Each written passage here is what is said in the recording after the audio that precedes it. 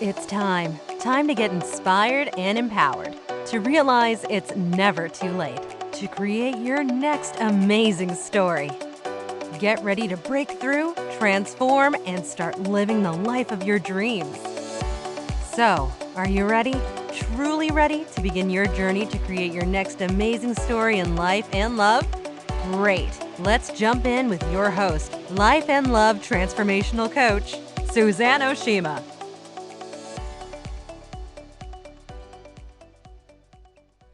Welcome, everybody, to the It's Never Too Late show. I'm Suzanne Oshima, and I help single women transform midlife into your best life and find love again in your next chapter. I'm so excited because today we have a very special guest, Rosemary Mupambwa, and she's a relationship coach. And today we're talking about from pain and grief to finding love again. So welcome, Rosemary. I'm so excited to have you here today. Thank you so much, Suzanne, for having me. I know. So I would love to know, really briefly, what made you become a relationship coach? After my husband passed away suddenly, I was having issues getting back into the dating scene again. Mm-hmm. So that's when I did a lot of research to find how I can get back into the dating scene again. Right. So, you had shared with me, you have a really interesting story because he passed away, I think you said 20 years ago. Is that correct? Correct, yes. So can you share with the ladies what happened? Because you found yourself a widow unexpectedly at what age? I was in my late 30s, mid-30s to late 30s. So can you share with us what happened? Yeah, my husband was a victim of circumstances and he lost his life suddenly. There was a lot of miscommunication with, some of his co-workers and stuff. And yeah, he was just in the wrong place at the wrong time and he lost his life. Oh, I'm so sorry. And you had, did you share with me you had 3 children at the time? Correct. I had 3 children. My youngest was only 5. My eldest was 12 and my son was 9. And so how did you go through the healing process?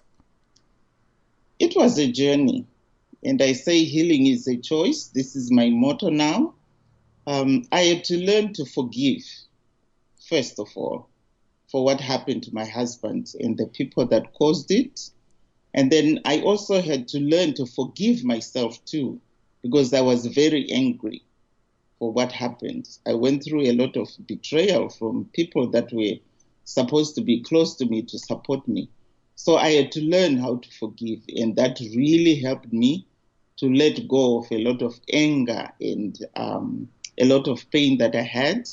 And then I decided to write my book. So my book became my healing manual. I had to learn to release all the pain into a book. But there were also other healing therapies that I did. I started to do yoga, which, as a Black person, we never do yoga, right? But I had to learn how to do it. And I also had to learn to do lots of meditation. And the other thing also that got me through was my faith in God. I turned to God for everything. And that really, really helped me. So now when you say, because this is interesting, I can understand why you said you needed to forgive the people, right? Mm-hmm. But help me understand why you felt the need to forgive yourself. Why did you blame yourself for any of this that happened? I had to forgive myself because I was holding a lot of rage in me. And I was becoming so irritable. I was lashing out on my children. I was lashing out on everybody that came close to me. So what was happening now was I was starting to lose people very close to me. My friends were starting to turn their backs on me. I was really getting it difficult to maintain even relationships, finding love, for example, because all the rage would just start to emerge. If somebody just stepped on my toe from one little thing, then, that was a trigger for me. And if I felt insecure in any way or threatened in any way, then I would put all these walls up just to protect me. Because for almost 15 years, I had to learn to survive in the survival mode. And that's how I carried on in life. But I found out that, it was exhausting. It was exhausting. It was taking a lot of my joy away. I wasn't a happy woman anymore, Yeah. And yet before I was this bubbly person that used to smile. And all that joy had just gone. So I then rediscovered that, you know what? Actually, it was my kids that really made me come to this realization that, Mom, you are changing. You are no longer the same person anymore. You really need to sit down and think where this is going to take you. Because for once, I thought those people that had betrayed me would come and apologize. But to my surprise, I was never given the platform for them to come and apologize. And I thought, you know what, all this rage and all this pain and this unforgiveness is going to kill me. Because I was starting to have a lot of health problems, like high blood pressure. I would have headaches, like I would start sweating my whole body because of the headaches that I was having. And I thought, you know what, this is going to kill me. Right, and right. I would leave my kids. Yeah. So at what point after your husband died and you went through the rage and the anger and you started to have that self-awareness of what you were becoming and you started to shift and change? Was it a year? Was it 2 years after he passed away? It was almost 12 years. Wow. Yeah, because what happened was 3 years after he passed away, that's when I left my country, Zimbabwe, soon after my dad passed away. So the other thing also was I was experiencing a lot of unresolved grief. I didn't have time to grieve and mourn my husband because I was starting to protect myself from these people, right? And then my dad passed away 3 years later. So it was like my other rock had gone. So that's when I had to leave the country. So when I came over here, I was separated from my kids for 6 years. So that was another thing as well. So I turned into this superwoman because I needed to survive and work and provide for my children because suddenly I was a single parent. And with 3 children, what do you do? And when I came to North America, coming from Africa, my credentials were not validated. I was supposed to go back to college for 2 years, 2 full years before they could validate my credentials as a college lecturer. And that was too much for me. I had 3 mouths to feed, and going back to college full time, that was not going to give me enough time to work and earn the money I needed to support my children. So I learned that, I really had to do something about this. So let me ask you a question. So, I know what you said, it took you about 12 years. Yes. To really start the transformation process. I know hindsight is always 20/20, right? Because now it's been 20 years and you can look back and say, oh, thank goodness that you were able to go through that. But now that you've been through it and you're on the other side, what do you think would be the normal amount of time after someone's husband unexpectedly passes away and a woman finds herself a widow that she needs to go through the grieving process and heal so that she can move on and find love again? Is it 2 years, 3 years? You can't really put a timeline on healing because it also depends on the circumstances surrounding your widowhood. For myself, it was how my husband passed away. and the fact that I had to leave my country. So I was living out of my comfort zone. So instead of healing, I went into survival mode. Yes. Instead of healing again, I went into a superwoman because I had to provide for my children.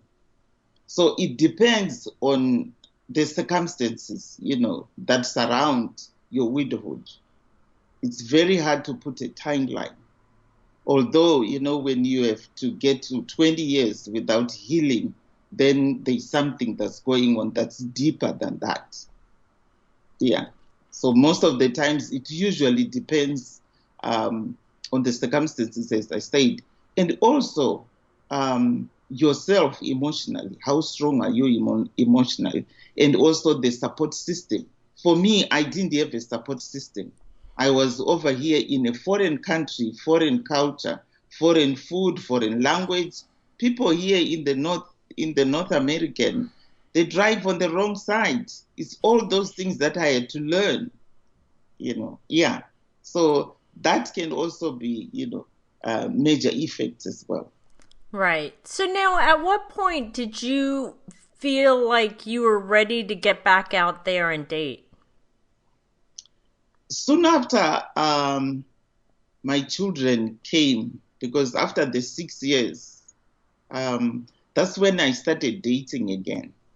But the problem was I hadn't healed, totally. So all the relationships that I went through were all a disaster because most of them, I was falling for the wrong guys and I was going back into dating for wrong reasons. I was lonely. That was the thing. So I was dating out of desperation instead of dating to find a good partner. I had a big void that I needed to be filled in. So I didn't give myself time to analyze, the guys that I was going out with. And all those relationships, they didn't work. So what started to turn things around so that things did start to work in finding love again for you? Mostly the team that I was working with at church, they also really helped me to start the forgiveness process. And then when I also found the realization that, I need to be a coach to start helping other widows not to go through what I'm going through now. So when I did the self-development, it took me almost 2 years. And then I wrote my book. That's when I thought, okay, now I am ready. I know the do's and don'ts into dating. I know that, when you do this, you haven't healed. I know that, when you are dating material, what does it mean? When you are looking for a partner, what do you look for in a partner? What kind of relationship? What man was I looking for? Was I just looking for his wallet or I was looking for something more? Right. So what would be your best advice that you would give to a woman whose husband unexpectedly passed away? She finds herself a widow and it's been 3 years since he passed away and she's done the healing process and she feels like she's ready to get back out there and date. What would you say to her? The first thing that I would say to her is ask yourself, can you marry yourself? Like, for example, you, Suzanne, can you marry yourself? If the answer is yes, then you are ready to get back into the dating scene. But if you say no, then it means there's some issues with you that you know that you cannot stand yourself, right? So if that's the problem, then you need to get back onto the healing journey again. Because if you cannot marry yourself, then there's something wrong. So if you can't marry yourself, how can you expect somebody else to marry you? True, very true. What else would you say to her? Yeah. The other thing also is I would ask them to take time to love themselves again and not to look for love out of desperation, which is what most widows do, and even those that are divorced. They go out to look for love simply to fill a void. either to, for example, family members will be putting you under pressure, under a spotlight, or even friends. They say, okay, your husband has been gone for 2 years. How come you're not dating again? And because of that, you think, you know what, just to shut these people up, let me just get into a relationship. And you get into a relationship through peer pressure. Right. Or you just want to be called a Mrs. again. Mm-hmm. Yeah, most of the people, they cannot be on their own. They are so used to being dependent on other people. So you have to look at whether you are happy being a single woman, or you are just so-called dependent on having a partner. And also check, why is it that you are so desperate to get back into the dating scene? Because when you look for love through desperation or for fear of being lonely, this is why we fall, or you attract the wrong person, because you just want to fill the void. You know, it's like you are a deer in the red lights, and you think, oh my goodness, and then you are right there, and you're like, okay, so now what do I do? Yes, that's very true. I love all the advice that you gave the women, because it's so true, is you can't fill the void. And if you look to just fill the void, you're going to end up with the wrong man, and you're probably going to be more unhappy than when you started. So this has been amazing. So Rosemary, I know you wrote a book. Can you show the ladies the book that you wrote to help them heal if they'd like to find it? Thank you, Suzanne. This is my book, and as you can see, it has tags. I read it a lot, so it's like my healing manual. So it's Exhume or Heal. Awesome. And Yeah. where can they find your book? On Amazon, on Amazon.com, and also Barnes and Nobles in the Great. US. Yes. And if people want to find you personally, where can they find you? They can find me on my website, Which is? rosislifecoaching.com. Awesome. Alrighty. Thanks everybody for joining us on the It's Never Too Late show. My show is available both in video and podcast format, which can be found at yournextamazingstory.com. If you would like to get my free video series, The Secrets About Men After 40 and Beyond, you can click right here on the video, or you can go to yournextamazingstory.com. Episode of the It's Never Too Late show? Then head on over to yournextamazingstory.com to continue the conversation, get access to show notes, and get more amazing content.